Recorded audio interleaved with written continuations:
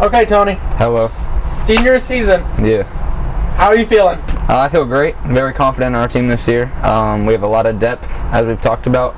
Our receiving core is very heavy. I have a lot of faith in our receivers to catch the ball this year, run the right routes, get to where they have to be, find the grass so I can make the throw and get them open, get some touchdowns. I think our run game this year will also be strong. Our running backs have prepared. We have 3 strong running backs this year. Zeke Seth being the main 2, and then we have a rotation between Michael Ochoa and Anthony Hunt every now and then. He'll be back there. So I'm really excited for week 1 with Liberty and then just the rest of the season. I think as a whole, though, we've all prepared in different parts of our game to help us better ourselves. Me with my passing and my accuracy, not as much throwing the ball as hard as I can, reading defenses and offenses and stuff like that. And running backs have been working a lot on footwork. So. What game are you most interested in this year? Geneva, because last year when we played them, it wasn't how anyone expected it to turn out. I don't even think they thought they were going to be able to do that to us. I personally know that's not our football. I know we don't get blown out by a team like Geneva. Not saying that Geneva's bad. They're a great team, but I believe we didn't play to our best of our ability. I believe our defense is able to stop the run a lot more this year, which is it's a wing T offense. They're strong and they're run heavy. I don't think a lot of teams will be able to pass on us too much this year, so I'm really excited for that. And I think Geneva's the big one though, because they kind of did us bad last year. I would say that. I think we're going to be able to slice up their defense this year, throw the ball into the holes, into the grass, find the grass. It's a big thing that Coach T has been preaching to us. Just tell the receivers to find the grass, so we'll throw them open. But yeah, Geneva's definitely the game this year. And then, of course, Lakeside, but that's senior night, so.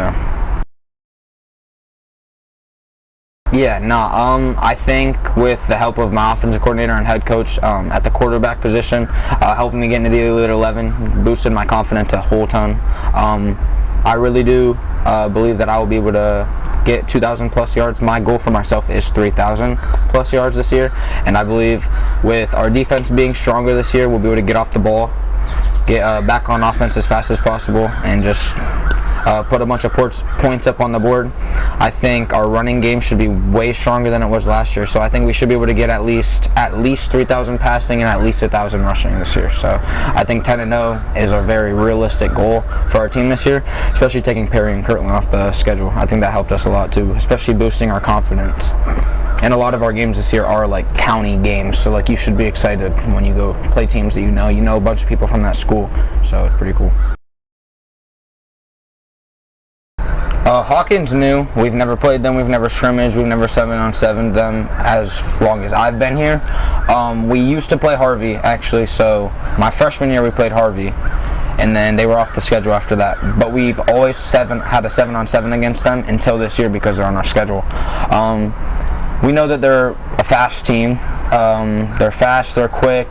They talk a little bit of crap, but I think that'll be one of the games that we got to really focus in on, because they're gonna give us their best game, along with Hawken. Hawken had a really good running back last year. They have a really good running game, so I think we just got to lock in on those 2 games.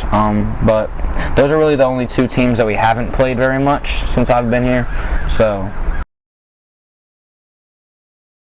I think it's great because in the past, Edgewood's always they haven't had the best uniforms, but I think now in today's day and age, what people look like really says a lot, and like what people look like affects the person too. Like I know a lot of players, they want to look good, and they say look good, play good. So I think Coach Coop wants us to look good so that we feel more confident in our playing. So I really like that, and he got us I think the jerseys are super comfortable. So as long as the jersey is comfortable, I'll wear it.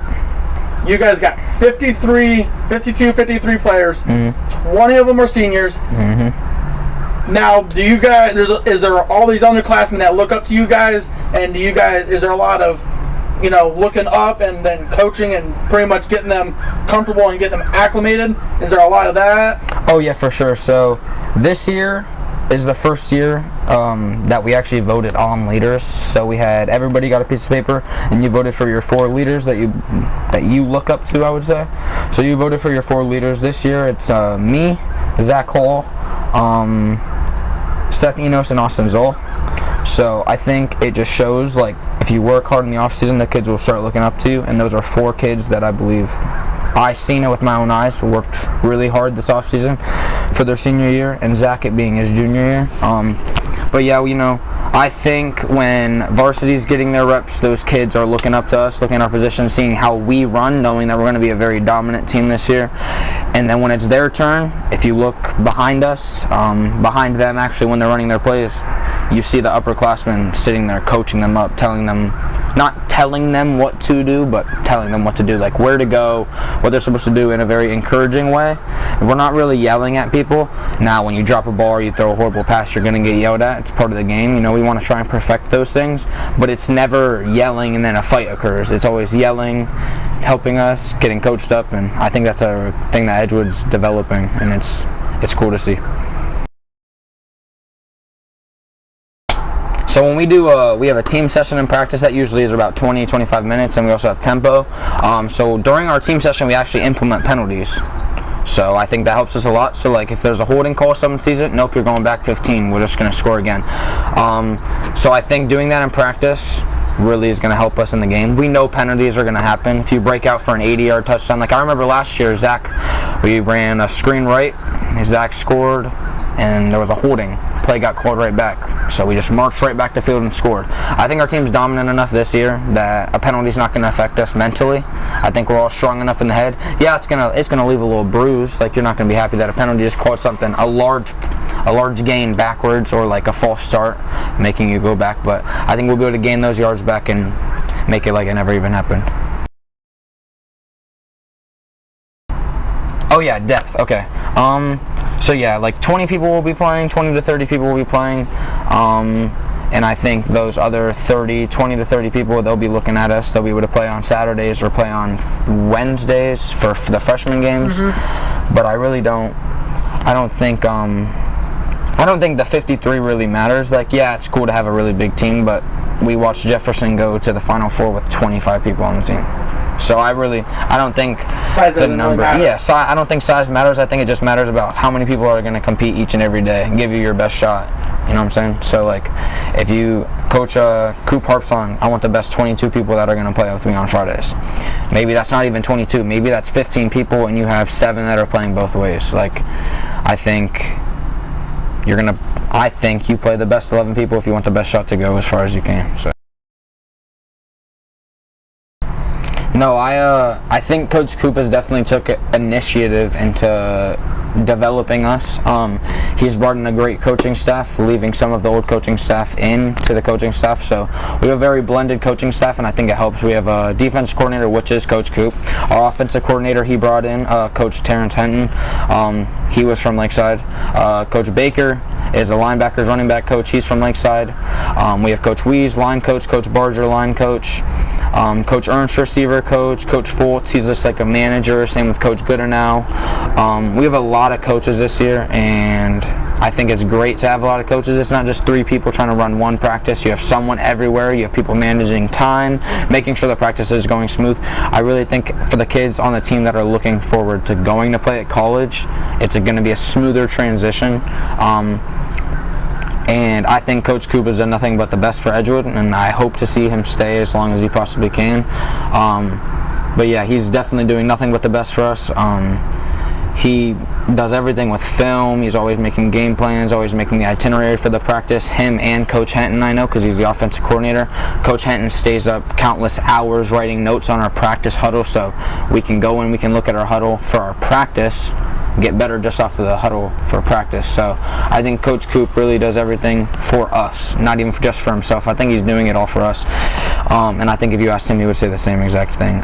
He wants us to do great. He believes in us as much as we believe in ourselves. And I think he honestly believes in us a little bit more than we even believe in ourselves sometimes. When things are going wrong, he's going to harp on you. He's a head coach. He's supposed to do stuff like that. But he also coaches you up very well. Like, he'll take time out of his practice, after practice, before practice. He's probably still at practice right now, talking with the coaching staff on what they can do. So I think he has boosted how many people will play football for Edgewood. Since we used to go from a 20-player team now to almost 60 players, I think he's changing Edgewood for sure. how awesome was that for you to see the whole town come in and you guys showcase what you guys had? So we did that last year too. So this was the second one that we've had. Last year was junior year, so it was fun. It was sweet. You just see a bunch of people watching you practice. You get to help the little kids too. And I think one of my favorite things is like talking to the little kids, like the BCMFL, because I remember when I was that small, I always looked up to the high schoolers.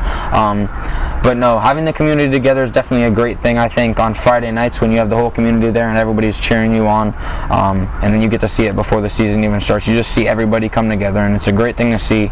But this year, I think it was a little bit more to me knowing like that's gonna be the last one, because it's senior year. So like it definitely, I felt it a little bit more this year than I did last year. But like it's sweet. So hopefully we play more than 10 games this year, and we get to see the community a lot more. Now, when do you think that feeling that it's gonna be over, when do you think that's gonna set in and be like, this is it? Yeah. There is. No, I haven't thought about it as much because we do have 10 weeks. Although I know 10 weeks is gonna go by super fast, but I think I'll probably feel it senior night when we play Lakeside for the last time. So, because Lakeside's always been, I used to go to Lakeside, so when I play them for the last time on senior night, that's when it'll definitely settle in for me and realize this is coming to an end. Because after that, you only got, if you make it all the way, you only have 6 more.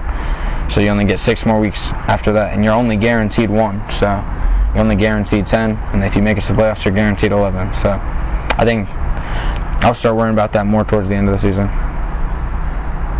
Now, rivalries. Yeah. Which one, in your opinion, is like the biggest one out of the whole conglomerate of rivalries, so to speak? I would say Lakeside. We have a trophy with them, although it hasn't been battled. I would say I think we look forward to that game a lot because we know a lot of those kids. So we talk, we hang out with a lot of those kids. Then you play each other on the football field. You bash heads, whatever you guys got to do. You guys talk a little bit, but nah, for sure. And winning that game last year, you could feel the rivalry of the whole game. So it wasn't like, although we got up on them, they fought right back. And that, once they started fighting back, you realize, yep, you're in it. And then I hope we keep the trophy this year. So, and they're super close. So it's not like you got to travel that far. Well, Tony, this was awesome. Yep. I wish you nothing but the best this year, and can't wait to call the game for you guys, and look forward to watching you guys go throughout the season, and hopefully we can pick up more than 6 wins this year. Right. Hopefully. Yeah. We'll see. Thank you. And we wish you guys nothing but the best. Thank you.